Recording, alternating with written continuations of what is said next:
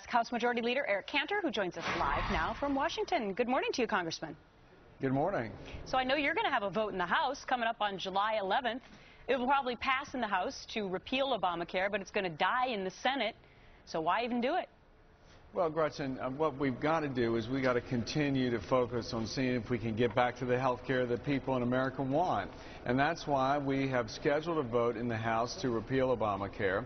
And we're going to continue every day to try and make sure that we attempt to do that. But let's take a step back for a second and really think about what that decision yesterday means.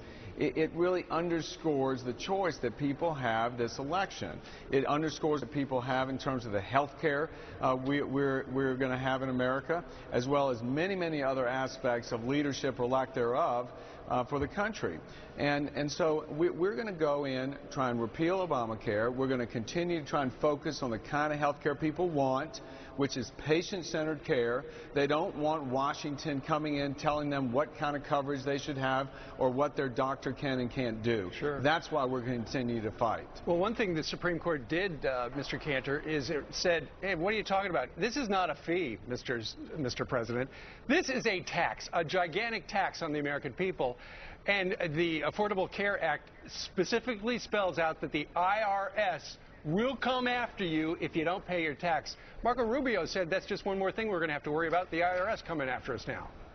Well, that's exactly right. I mean, the problem here, there are multiple for sure, but throughout the process when Obamacare was being considered, the President, Nancy Pelosi, and many others said this is not going to be a tax. This is not a tax at all. Well, we saw yesterday the court then finally decided that issue and said, yes, it is a tax. We also heard the President consistently say that if Americans have health care they like, they can keep it. And we've seen that most Americans who have health care, they like it, they just think it's too expensive.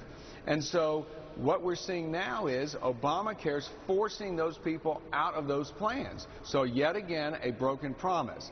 And what we're saying is let's stop all the promises you can't keep. Let's get back to the kind of health care we want. Let's put patients and their doctors back in charge and stop Washington from meddling in this really personal decisions that surround health care. And Congressman, the problem is, as you know, is you're not going to get elected if you think if you're running against Medicare, you're running against Medicaid, if you're running against Social Security, you're not going to get elected. People got youth entitlements, and that's where they're staying.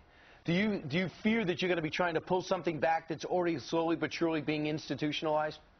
No, because I think that people in this country don't like Obamacare. They don't want the government telling them what kind of health care they should have. They want to be in charge. And I also think, Brian, on the larger question of all these entitlements, I believe that the case we're making is supported by the facts. The math doesn't lie. We need to get back to growing this economy, stopping all the spending and the deficit spending that we're incurring, and get back to a growth-oriented future.